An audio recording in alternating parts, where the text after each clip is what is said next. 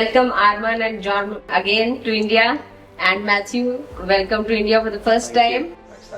I hope you like your journey. And how did you feel India? Was it the same what you expected, or is it different? Yeah, it's probably what I would expect. I mean, obviously John's like warned me of what he can be like in terms of just day-to-day, like travelling on the roads and things like that. It's crazy compared to the UK. But yeah, everyone's been really friendly so far, really welcoming. I've enjoyed my time here. So John and Armen are veterans of hair transplant. They know the procedure in and out, and they were all already having the first-hand experience of doing the first procedure, doing the density. And we have Armen on one extreme, who had a very early grade of baldness. I would say grade 2. Grade 3, yeah. Grade 2, grade 3. But John is, I would say, the star in the show. He has improved himself from grade 7. Yeah. And Matthew, his younger brother, he's having grade 2, grade 3 kind of baldness. Little worse than Armen, I think, isn't it? His is a worse. No, if anything, he's better. His is better? Yeah, his is better than what I was. Forget, yeah. no, you literally you look at this, it's hard to... Yeah. You I gotta look at the old pictures to remember what I looked like before, but... There's nothing more humbling than looking at those pre-op. Oh, it really is. Yeah, it's unbelievable.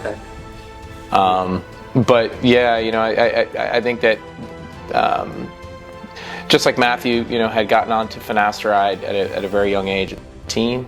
Yeah, right around there. 18, yeah. I mean, you know, I got on it at 24, so I was still very young, and the drug had just come to the market at that point.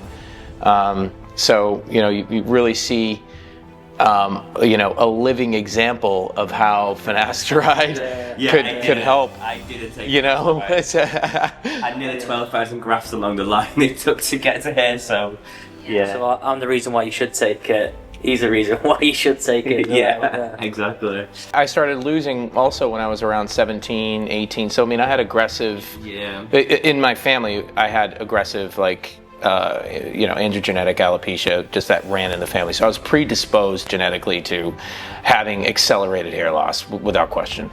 And so I immediately jumped onto minoxidil, because that was the only thing, just topical minoxidil at that time.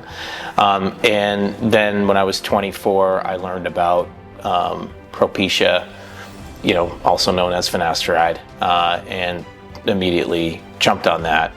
And it was only then that I stopped it, because I was continuing to recede from 17 to 24. I was going from Norwood 1, 2 to 3 during that period.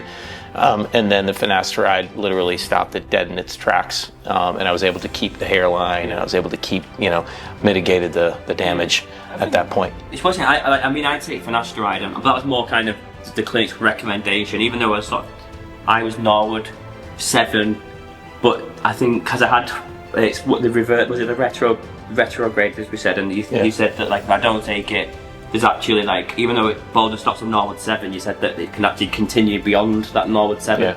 And because I was so young, the actual chances of that donor area thinning was very high. So I, like, even as a Norwood 7, I still take it every day. Yeah, you have to. Your reverse thinning has reversed, like it has grown back. Yeah, so yeah. The donor looks excellent when we keep taking it. Yeah, exactly. And I think that the donor makes probably the biggest difference with your options later on down the line when you do decide that you want to get a transplant. If you've been on Finasteride for multiple years, then your donor stays pristine. You know, what would have been, you know, a 3 or 4 hair graft could turn to a 1 to 2 hair graft later on down the line if you're not taking Finasteride, which isn't the end of the world, but from a coverage standpoint and from an overall, like, volume standpoint, when you're getting the procedure done, you end up with a thicker, denser result and, you know, a fuller head of hair when you've taken the Finasteride for a long time. So it just gives you more options in terms of, you know, what you want to do. And John, did we take beard also last time? Yeah. Within both the sittings, did we take beard? All 3 sittings between All the 3 beards. Yeah. So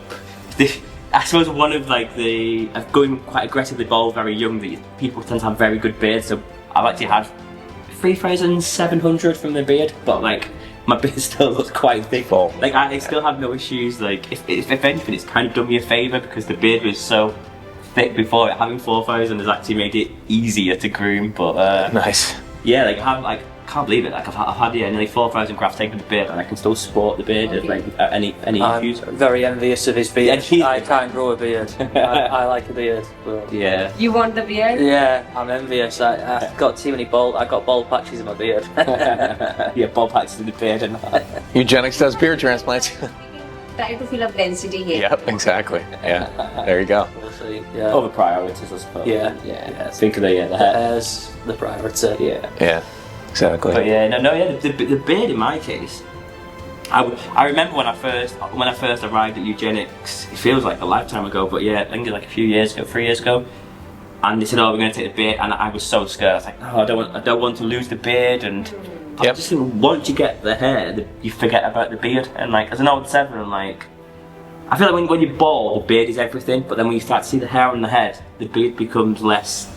Yeah, and I think the way that Eugenics also performs the extractions on the beard, you guys don't wipe out the beard with the way that you go about that process, right? You know, homogenously extracting, but then also, like, I'm just going to use Carl as an example, right? And so the extractions that you did on the beard for Carl, he talks about it all the time. Like, you guys did him a favor. Like, he doesn't have to shave down here. Okay. All he really wanted was that strip, because that's the way that he wears his beard. And most people want a tailored beard anyway. And so you can take from the areas that normally they're tailoring from, and use primarily that on the beard side, and make it still achievable for them to have hair on their head and still sport a beard the way that they want to. In my case, that like the homogeneously kind of went across the entire beard, so I've not really it doesn't look like, and because you do see, I think it comes down to personal, because some people just want to take under the chin, but like with myself, it's been taken across From the whole thing. Yeah, and Yeah. it's like kind of so it doesn't have the issue of.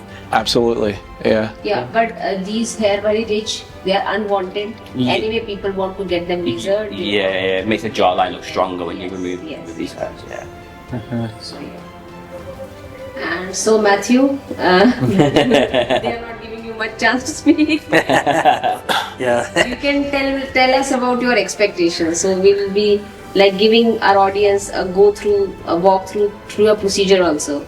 So Yeah.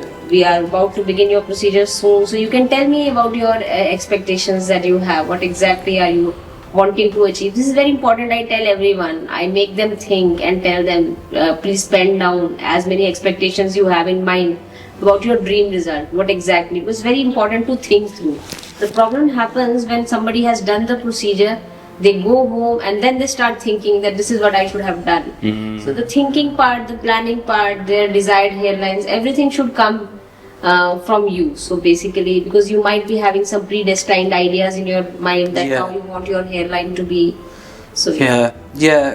For me, I've always been about 80% happy with my hair, never 100% happy with my hair, and that's down to my hairline. I like to scrape it back. I found the hairstyle that I have now. I enjoy. I think it suits me quite well. But again, I'm only 80% happy with it because the hairline. now is the time to think about 100% happiness. Yeah. Yes. So it's we can undo the previous what do you call the natural position also, like the hair transplant is an opportunity to undo what you might have had naturally. So like for me, if I don't have any baldness but I want a lower forehead, so that is also possible. So for you should not be aiming if you were 80% happy. Yeah. Since your donor is allowing and since donor recipient ratio is favorable and also you are so meticulous with your medications, Yeah. we can aim for a hairline which would make you 100% happy. So Yeah.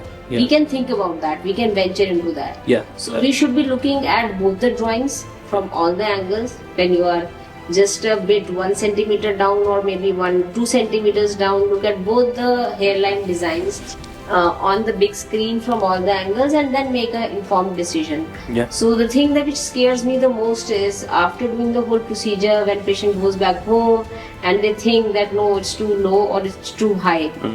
That thinking part is a very individual thing. So you should be doing that and making a good decision beforehand.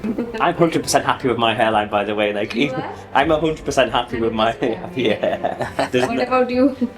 Very much so. Very much. Yeah. I mean, I love the widow's peak that was designed on me the second time around. You know, and I saw you guys had done that before, but not a lot of clinics do that. What they'll do is they'll do like the classic V shape, or they'll do the U shape, but they're not doing the widow's peak, which the widow's peak is different because it kind of combines the U shape and the V shape, you know what I mean? And you need to have some artistry with how the lines are drawn, but then also exactly how you're transplanting so that the hair flows in a certain direction to sort of enhance that widow's peak and make it look realistic. And so you guys do such a good job with it. Hairline very nicely. The Yeah, speak of it's course, so incredibly happy with it. I wouldn't change it. So And one more thing, your hair in the front are black, and the ones, the grey ones are behind somehow. The transplanted hair look more black. The percentage of grey hair is less in the black hair. Have you colored them or what? I haven't colored. I mean, occasionally I do color, but it's been a few months since I've done any coloring. That's a great question that actually you made that comment, so now it just reminded me that I was going to ask the question. I noticed that myself, and you know, one of the questions that I had for you was, when you guys go through the extraction process, are you looking for hairs that have color versus hairs, because every time I've come, I've never colored my hair. I've always kept it natural. And so do you guys tend to pick the hairs that have color versus the hairs that are gray? Yes, exactly. That's what I was trying to say. Because the black hair, it attracts, it is more visible. So it naturally attracts our hand for the extraction purpose. Secondly, when the graying starts, it starts from the sides.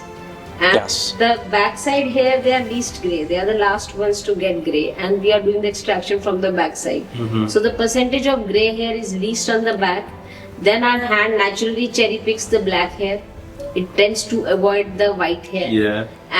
But yeah, if somebody wants a complete like white hair extraction, then that can be done also. Like if we are conscious enough at the time of extraction that we need white hair, then we can do that. But naturally, we prefer to extract the black ones only. I got my hair. They have to dye my hair black for the extractions. For the extractions, yeah, for sure. And then you definitely for him. Yeah. So yeah, I mean, I think that the way that you guys performed the extraction, my hairdresser, no matter who it is, yeah, I can go down to. I go down to 0 and I can do a high and tight fade, and no one can see extractions, including my barber, who is an expert at it because he's got a lot of clients that have had hair transplants and really bad ones. Even he says it. He says, I've never seen. If you didn't tell me that you had a hair transplant, I would have never known, which was the greatest compliment and the greatest feeling that I could have gotten from him, because he sees a lot of patients, and he's been a hairdresser for multiple decades and has had a lot of clients that have had hair transplants before. And he says, you either see the straight line scar all the way across, or they look a little bit moth-eaten when you shave it a little bit too much. You can see where extractions were taken, and it just doesn't look right. And so the hair has to be a certain length in the back in order to hide that and conceal it. And the job never looks quite as natural up top. And he said, he says, I can't see your extractions, and I can't tell that anything's been done on top of your head because it looks so natural. So yeah, I agree. Yeah. So this happens, people who have naturally sparse donor, like the Asian people, the Indians who have the Indian ethnicity, they have lesser density. So maybe in them you can see that. Even if we do a conservative extraction, we tend to see that thinning in the donor. It varies from ethnicity to ethnicity. Like I've had a lot done, but there's just no scar. Like, and obviously I think for me my skin's like the same colour as my hair as well, which I think helps. But yeah, like the scarring is. So for you, density per square centimeter is more, and the number of hair per graft is also more. So there are two advantages.